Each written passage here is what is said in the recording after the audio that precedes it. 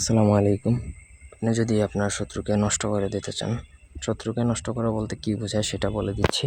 মানে শত্রু একদম ধ্বংস, শত্রুর সব কিছু নষ্ট হয়ে যাবে।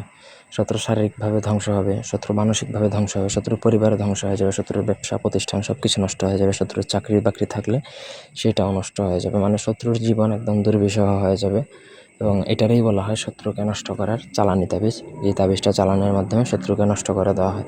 এরকম আমাদের আশপাশে অনেক লোক আছে, বা এর মধ্যে আপনিও হতে পারেন। দেখা যাবে যে আপনি যা কিছুই করতেছেন সব কিছুই কিন্তু আপনি একদম নিঃশেষ হয়ে যাচ্ছেন। তো অনেক ক্ষেত্রে এদের উপর মানে নষ্ট চালানটা করা হয়ে থাকে। তো আপনি চাইলে আপনার শত্রুর উপর এটা প্রয়োগ করতে পারেন।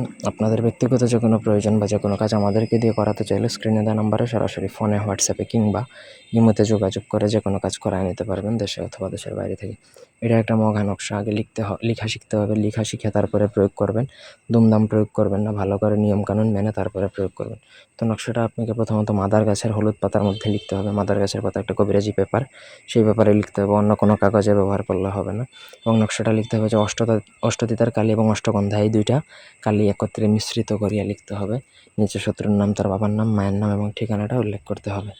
আর এটা লিখতে হবে যে কোনো শনি মঙ্গলবার দিন কিংবা অমাবস্যার রাতে উলঙ্গ হয়ে 3 রাস্তার মোড়ে বা একটা গহীন জঙ্গল যেখানে 3টা রাস্তা থাকবে, একা নির্জনে বসে লিখবেন। সাহসিকতার সাথেই লিখতে হবে। এসব বিষয়ে ভয় পেলে চলবে না। তারপর আপনাকে সেই নকশাটা লিখা শেষে আপনাকে সেটা শত্রুর ঘরে দাফন করে দিতে হবে। শত্রুর ঘর যদি পাকা হয় তাহলে ঘরের আশপাশে যতটুকু নিকটে পোঁতা যায় সেখানে পুঁতে দিবেন। এতে যত দিন পুরাতন হবে তত শত্রুর সব কিছু নষ্ট হতেই থাকবে। হতে হতে এমন একটা পর্যায়ে যাবে যে শত্রুর মনে করেন আর অস্তিত্ব বলতে কিছুই থাকবে না। শত্রুর চিরতরে ধ্বংস হয়ে যাবে। তো এই ছিল আজকের ভিডিও। ধন্যবাদ সবাইকে। আল্লাহ হাফেজ।